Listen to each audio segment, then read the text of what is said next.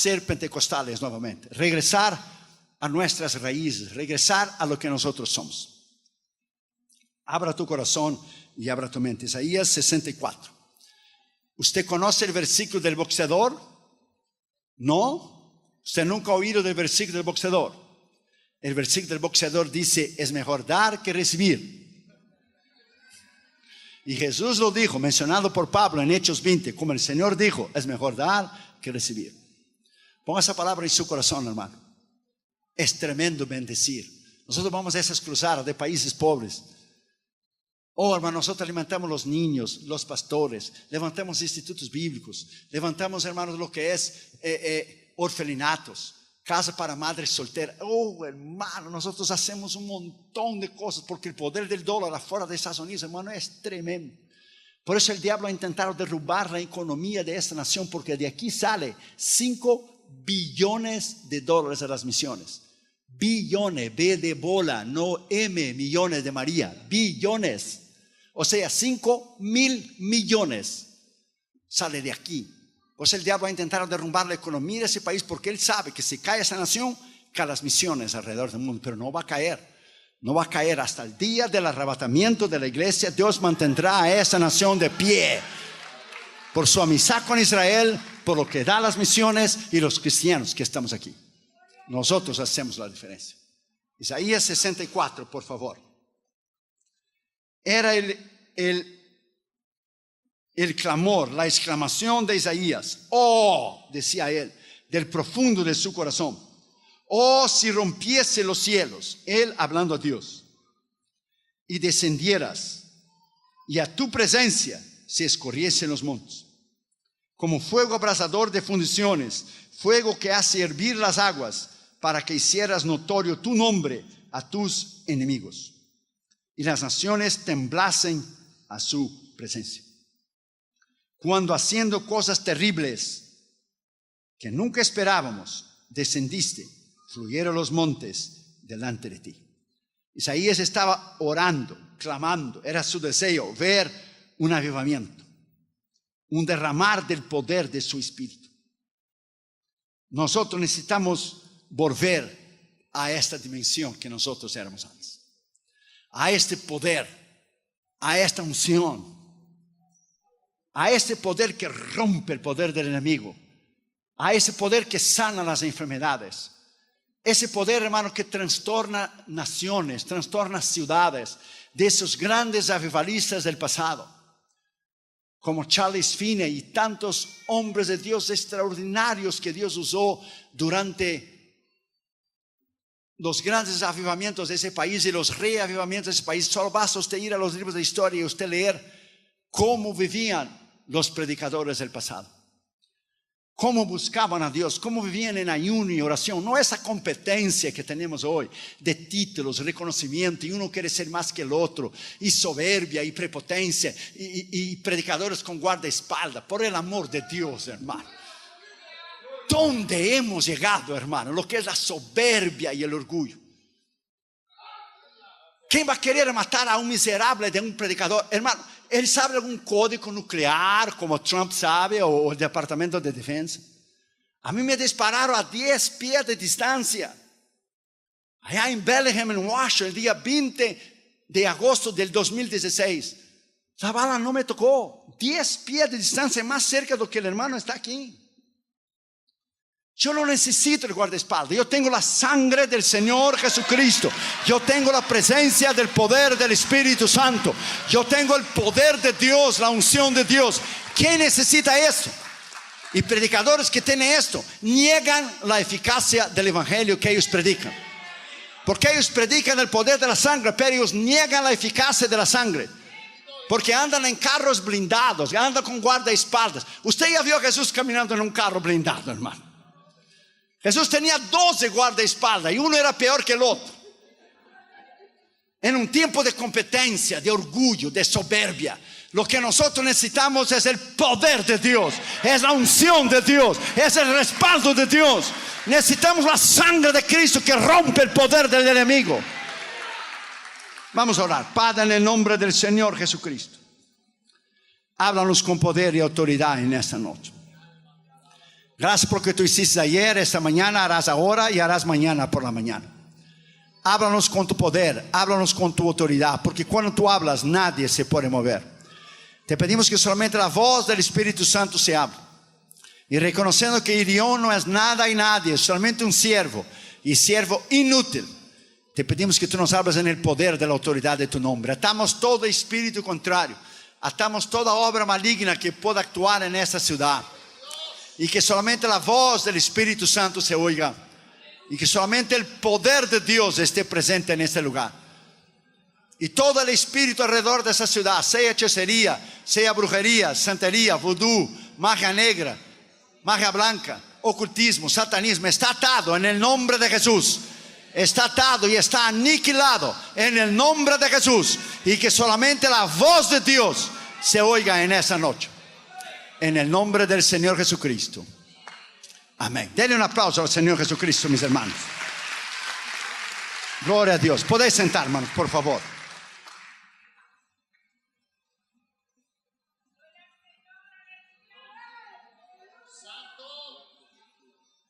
Nosotros necesitamos volver. Cristianos necesitan sentir, saber, conocer que necesitamos volver a este poder, a esta unción.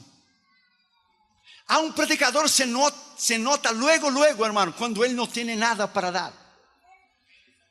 Cuando él solo habla con muchos predicadores, como yo acabo de mencionar, como dice mi esposa que es cubana, bobería, que no tiene nada más que decir.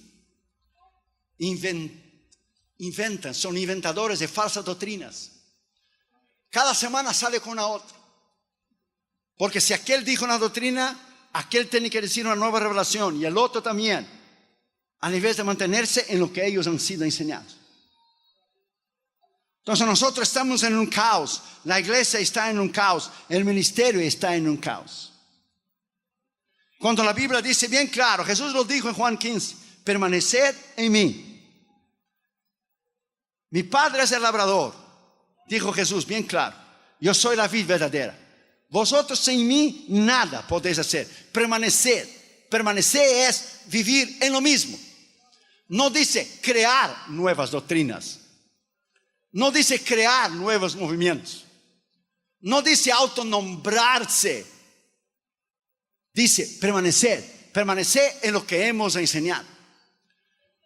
Pero como la iglesia hoy en muchas partes no lee, no estudia, no lee la Biblia, como dijo Damaris el otro día. Josué, si la mayoría de la iglesia no lee ni la Biblia, ¿tú crees que van a leer tus libros?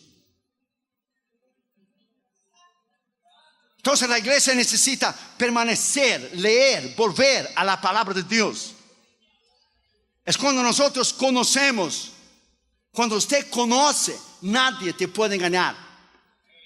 Pero un montón de gente gritando y saltando y adorando a esos nuevos predicadores del evangelio, entre comillas, que no son predicadores, son motivadores. No confundas motivadores con predicadores.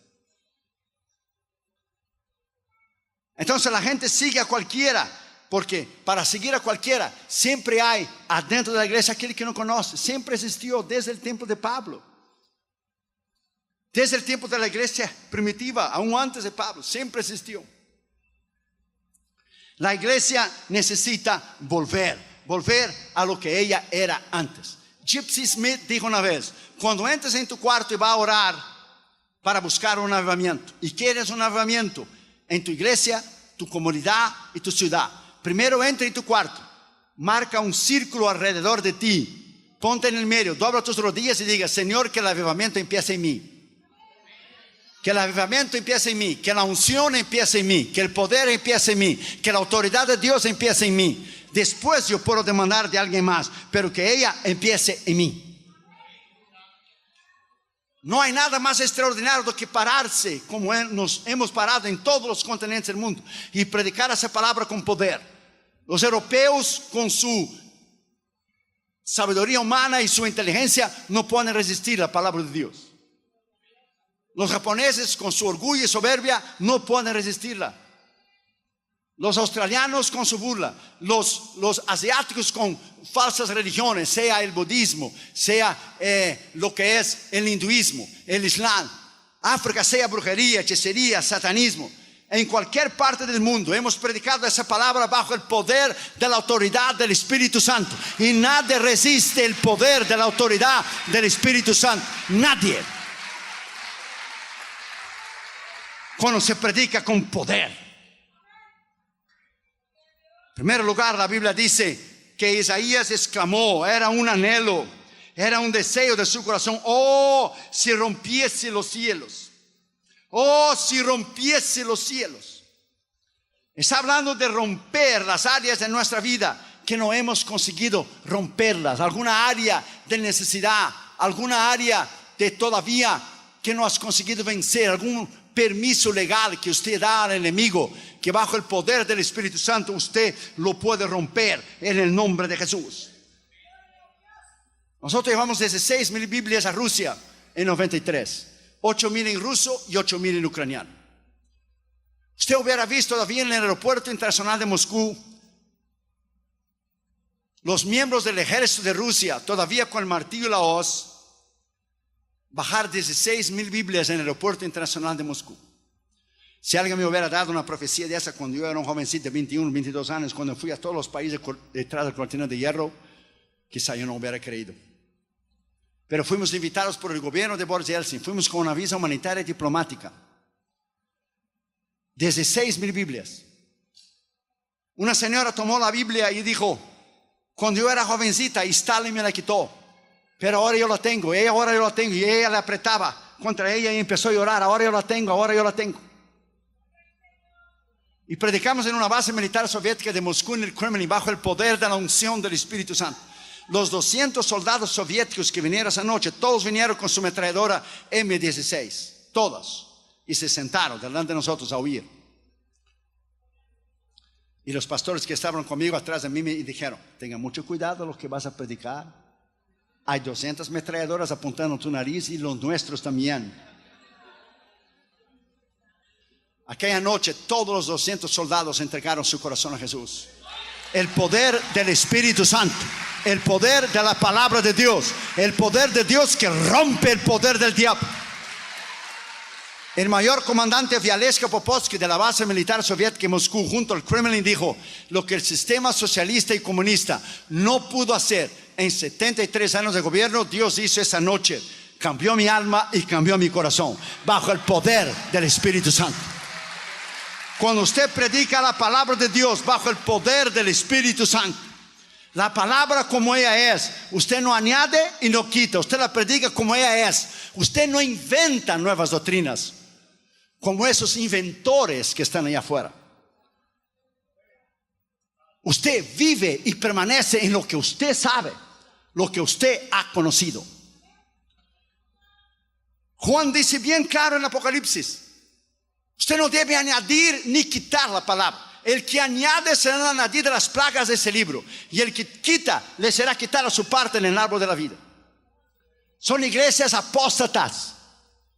El cumplimiento de la Escritura, que en los últimos días vendrían predicadores que no soportarían la sana doctrina, pero se atraerían maestros a sí mismos y tenían convenciones de los oídos. ¿Por qué no soportarían? Porque la gente no quiere más vivir en la doctrina, la gente quiere vivir en fantasía. ¿Por qué soportar? Porque tú y yo somos llamados de religiosos, somos llamados de legalistas, somos llamados de un montón de cosas porque vivimos la palabra. Puede llamar lo que usted quiera, estamos a camino al cielo. Puede llamar lo que usted quiera, estamos a camino al cielo. Vivimos en la palabra, amamos la palabra, caminamos en la palabra, respetamos la palabra, vivimos en la palabra. Alabado sea el Señor, alabado sea el Señor. Es la palabra de Dios, el poder del Espíritu Santo, que nosotros vivimos en ella. Segundo lugar, Isaías decía, oh, si descendieras. Él está hablando lo que es del poder del Espíritu Santo. Primero, descender en nuestra vida. Yo dije a los pastores de las Asambleas de Dios en Milano, en Italia, muchos años atrás, el avivamiento va a empezar con nosotros primero. Después sale afuera de las puertas de la iglesia. Si queremos un avivamiento en el mundo, en nuestro barrio, en nuestro vecindario, Nosotros tenemos que estar llenos del poder de Dios primero. Nosotros tenemos que estar revestidos con ese poder y con esa autoridad primero, para después entonces esperar que descienda el poder y la unción de Dios. Hoy, iglesia, la gente vive una vida seca, una vida vacía. La gente no lee la Biblia, la gente no ora, la gente no ayuna, y la gente todavía pregunta: ¿por qué no tengo el poder? No tengo el poder porque está seco. Y una persona seca, un predicador seco, se nota cuando él habla y dice y hace chistes y habla y quién vive y ahí quién. Hermanos, no tiene mensaje, no tiene nada, está seco, está vacío. Se nota, luego el predicador nota cuando él no sabe lo que está diciendo, cuando él no tiene poder, cuando él no tiene respaldo. Es como un político que habla todo lo que usted quiere oír para obtener su voto. Entonces, predicadores, my friend, se nota bien claro. Ya decía bien claro Salomón en el libro de Eclesiastés: cuando el hacha necesita de filo, hay que poner más fuerza. Entonces ellos hacen fuerza y ellos gritan y ellos zapatean y ellos hablan y gritan, pero no tienen nada. Hacen show y escándalo y anarquía porque no tiene esencia, no tiene nada. Es vacío, es como un balón, está lleno de aire, ¡pum!, se pone un alfiler, explota. Entonces la Biblia dice bien claro: si descendieras. Usted va a leer los avivamientos de Evan Roberts en 1904. Evan Roberts fue un hombre de Dios extraordinario. Evan Roberts fue un hombre de Dios tremendo. Buscaba al Señor de día y de noche, de día y de noche, de día y de noche. Cuando él llegó en el país de Gales, él bajó de su caballo, allá por los años 1800, y dijo: Señor, dame toda la nación. Predicó 6 semanas y 40,000 personas se convirtieron. Sus cultos eran de las 9 de la mañana hasta las 12 de la noche. Las colas daban la vuelta alrededor del templo donde él estaba predicando. La gente pensaba que Jesús iba a venir aquella semana y esvaciaron los correos, el post office, para comprar money orders para pagar sus deudas. Él fue a la cárcel y predicó y se convirtieron todos. Fue al hospital y se sanaron todos. Evan Roberts fue un hombre extraordinario que hasta cuando los mineros regresaron a trabajar el lunes, las mulas, dicen la biografía de Evan Roberts, que las mulas notaron el vocabulario cambiado de los mineros. Que antes los mineros hablaban con palabras despectivas a las mulas y le ponían la leña arriba y le decían palabras feas. Y cuando llegaron el lunes ya convertidos, abrazaban las mulas y le abrazaban las mulas. Y las mulas decían: ¿qué ha pasado contigo? Vaya a leer la biografía, vaya a leer. Evan Roberts. Hombres de Dios tremendos, hermano. Usted va a leer biografías de hombres de Dios extraordinarios. Los abogados no tenían más casos porque todo el mundo se había convertido. Los médicos no tenían trabajo porque nadie se estaba enfermando. A las 5 de la mañana, cuando él dejó la ciudad donde él estaba para salir, y había pedido que Dios le diera toda la nación de Gales, a las 5 de la mañana, Dios llenó la nación entera con el poder del Espíritu Santo. Esto eran otros tiempos, hermanos. Eran otros ministros. Hoy es una vergüenza lo que la iglesia tiene. Eran otros hombres de Dios tremendos, hermanos. Hombres de Dios que el diablo tenía horror de oír sobre esos hombres. Hoy lo que tenemos es una vergüenza, es un orgullo, una soberbia, una competencia entre unos y otros.